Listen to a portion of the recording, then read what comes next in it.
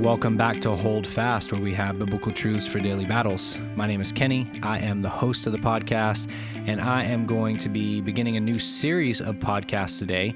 I kind of like this idea where we're not just taking one topic each week. I'll do that sometimes, but I also like the idea of doing some series where we move through something a little bit more deeply, just a little bit at a time each week. And so I'm going to be starting a series today where we are talking about emotions. And if I had to give a title for this series, I would call it All the Feels, because I think this is an important topic. This is one that a lot of Christians have a lot of questions about. A lot of Christians have differing opinions about, and I think there's some really good and some really bad advice out there when it comes to the topic of emotions and how Christians should handle emotions, what we should think about our emotions. And so I think it's going to be important for us to talk about this. I'm going to spend this first episode kind of giving some biblical framework, some principles that we need as we think about the conversation of emotions. And then over the next few weeks, we'll go through some specific emotions like fear and joy and sadness, and we're going to talk about some of those, and anger, and how we can deal with those specific emotions biblically and in a Christ-like way. So as I said, this first episode, we're going to talk about our just overall conversation of how do we think biblically about emotions. There is a biblical counselor by the name of Donna Hart who said this: emotions are the language of the soul. They are the cries that give the heart a voice. God gave them to us to energize our behavior and to be a catalyst for action. They are an inherent part of what it means to be a person. They express our values and evaluations and influence motives and conduct. This does not mean our emotions are always rational. They often are not, because they are responses to our perceptions, which may be right or wrong, real or imagined.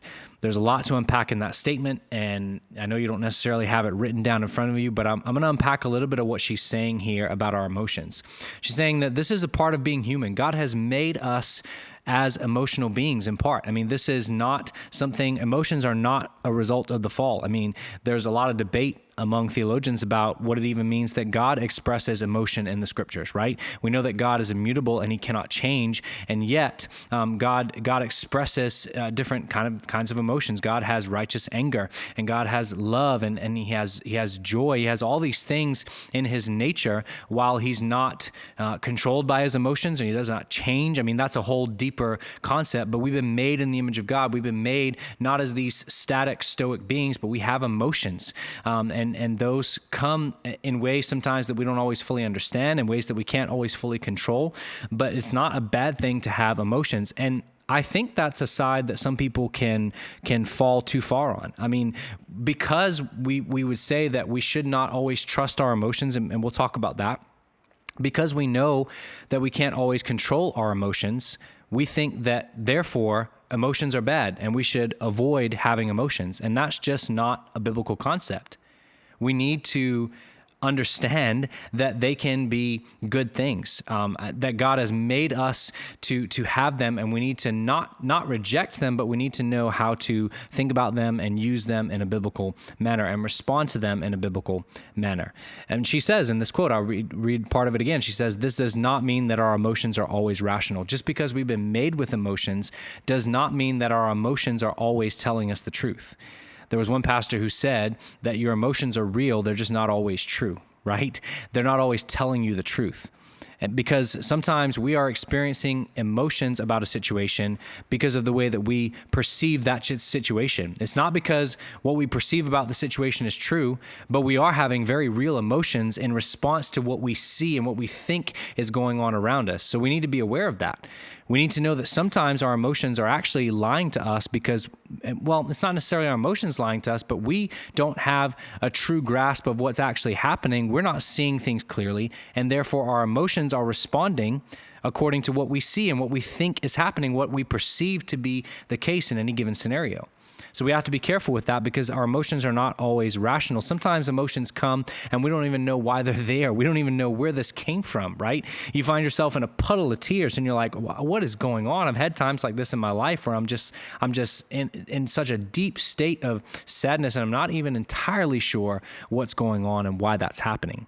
And so we have to acknowledge, yes, God gives us emotions and they can be a very good thing, but we also need to understand that they're not always rational and they're not always telling us the truth as it were. And that's what she says. They're often not happening because they're responses. They often are happening, because they are responses to our perceptions. And our perceptions may be right, wrong, they may be real, or they may even be imagined. And so another man by the name of John Bloom said about emotions that God designed your emotions to be gauges, not guides. They're designed to be gauges as to where you are, where your heart's at, what you're feeling in that moment, even what you perceive is happening in that moment. They're to be gauges of those things, but they're not to guide us. Just because you are sad or angry or experiencing great joy or whatever the emotion may be does not mean that you need to always act perfectly in accordance with that emotion that you're feeling. Don't let your emotions guide you. Don't let your emotion of anger guide you to just continue in your anger. Don't let your emotion of joy cause you to miss some of the grief that may be happening around you. Don't let your emotions be your guides. They can be great gauges of things, but they're terrible guides. They're meant to report to you, he says, not dictate to you. The pattern of your emotions, not every caffeine-induced or sleep-deprived one, he adds, the pattern of your emotions will give you a reading on where your hope is because they are wired into what you believe and what you value and how much. So what you're feeling and what emotions you're experiencing can give you a read on where you're placing your hope and where you're placing your value. So, and we'll talk about this with the specific emotions, but if you're experiencing fear in a certain situation and you ask yourself, where is this fear coming from? It can often take you to the root of the problem in that sometimes you're experiencing fear because you're not trusting the Lord. And maybe you're experiencing great joy over a situation, but you need to ask yourself, why am I so full of joy here? Is it because I'm enjoying God's good gift to me? Because I'm enjoying with thankfulness what the Lord is doing in my life? Or am I experiencing joy because I finally got what I wanted and I'm just acting out of selfishness here, right? So you got to be careful. You got to be careful not to let your emotions dictate to you what's true, but you got to ask yourself, why am I feeling the way that I'm feeling? And again, emotions can be a good thing. They're God-given, they're wired in us, but we need to, because we're fallen, because we're broken by sin, our emotions sometimes are all over the place. And because we don't perceive things accurately all the time, we may be having the wrong emotion in response to a situation. So we got to ask ourselves, why am I feeling this way? And we got to ask ourselves, what's true in this situation? Whatever emotion you are experiencing, that is a great question to ask yourself. What is true in this situation? And why am I feeling this way in response to what's true in this situation? Those are great questions to ask yourself. Let me go to a biblical account of emotion, the emotion of anger, and we're not specifically talking about anger in this episode, we will, but think about the story of Cain and Abel for a minute, and think about what God said to Cain after he murdered his brother Abel. In Genesis chapter 4, verses 6 through 7, the Lord said to Cain, "Why are you angry? And why has your face fallen? If you do well, will you not be accepted? And if you do not do well, sin is crouching at the door. Its desire is contrary to you, but you must rule over it." He says, Cain, why are you angry? Why are you angry? Again, that is a great question to ask yourself. The psalmist asks so often, why are you cast down, O my soul, and why are you in turmoil within me, right? The Psalms are full of David and the other authors of these Psalms expressing their emotions before the Lord, not hiding them, and not trying to pretend that they don't exist and not stuffing them down and internalizing them, but being open about them and being honest about the things that they're feeling and taking those emotions to the Lord, but being willing to ask the question, why am I feeling this way? And I don't know the psalm directly off the top of my head right now, but there's a psalm that says, why are you cast down, O my soul? Why are you in turmoil within me? And then he immediately then says, hope in God. I'm going to put my hope in God. So I'm going to find out why I'm feeling this way, why I'm in such turmoil, why I'm experiencing all these great emotions. But what I'm going to do in the midst of that is I'm going to focus on what's true, and that's that God is worthy of me putting my hope in, even though it doesn't feel like it right now, even though I don't want to do that right now. We think about emotions in worship. Sometimes when we're singing, it's great to be led to tears in our worship and led to such joy that you can't help but lift your hands, or, whatever the case may be, however you express yourself in worship. And sometimes we think that we didn't really worship if we didn't experience those emotions. And we got to be careful of that too. Because while emotions can be something that is a great byproduct of worship. Emotions are not meant to drive our worship. Again, they can be great gauges, but they're not to be our guide. We're not to be emotionally driven in our worship, because God's worthy of our worship no matter how you feel. The things that are true about God are still true no matter how you feel. No matter how much your emotions go up and down, the Lord never changes, and He is one that we put our hope in and our trust in no matter how we feel, no matter what we want to do in that moment. This is why follow your heart is such bad advice. Because your heart, Jeremiah says, is deceitfully wicked, and your heart is going to deceive you. Your heart, I used to have a theology professor who put it very provocatively. He used to say, your heart only wants to do one thing, and that's to kill you. And that might sound too extreme, but the truth is your heart is just going to continue to pursue after the desires of your flesh. If you're following your heart and not following after the ways of the Spirit, if you're following your heart and letting your emotions dictate where you go in life, you're going to end up continuing to pursue sin. Because our emotions often are controlled by our flesh and often are controlled by our sinful nature. And we've got to bring those things under subjection to Christ and His will. We've got to be honest about those emotions and not hide them, and bring them before the Lord and bear them before the Lord. Make sure our heart is open and transparent before Him. And then we've got to bring the truth to bear on those emotions so that we're not being guided by emotions, but we're instead being guided by truth. And then here's what we do. Then we ask the Lord to help us align our emotions with what's true. Help us to feel joy over the things we should feel joy over. Help us to feel anger over the things we should feel anger over. Help us to mourn and grieve when there's a time to do that. Ecclesiastes is clear about there's a time to do these things. There's a season for these things, and it's fitting to have these emotions, and it's fitting to allow these emotions to well up, right? And we got to be sure that we're not suppressing them, but we need to make sure that we're seeking to align them with the truth. Emotions are great gauges, but they are terrible guides.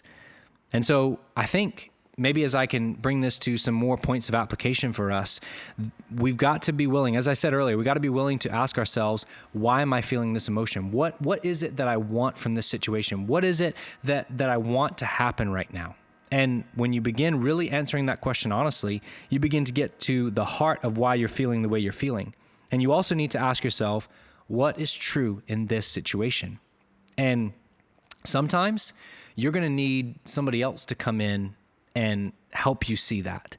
Because there are often times that our emotions have clouded our judgment so badly that we need somebody else, a trusted brother or sister in Christ, who can come alongside of us and help us see the situation clearly.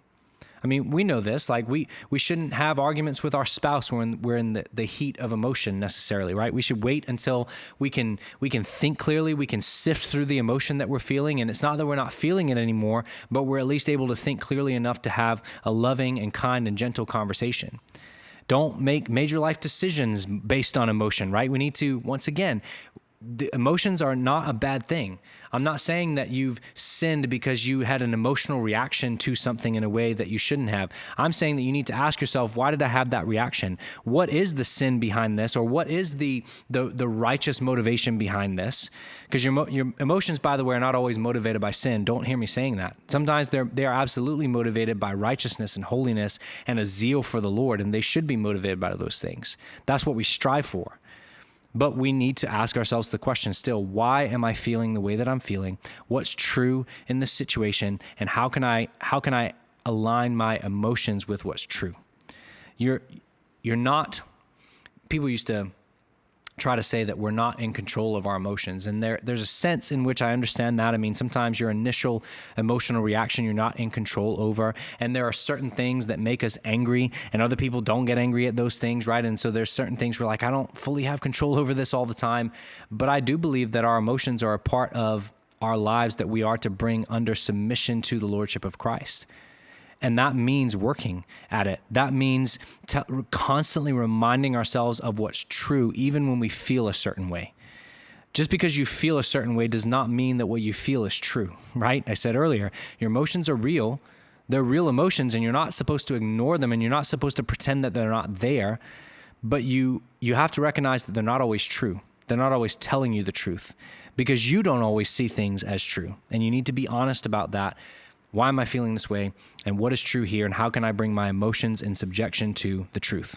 So I hope that is a helpful framework for our conversations that we're going to be having throughout the rest of this series. If you've got a particular emotion that you'd like me to talk about, I would love to add that to the list. Currently on my list right now, I have anger, I have fear, let me see here. I have sadness and I have joy.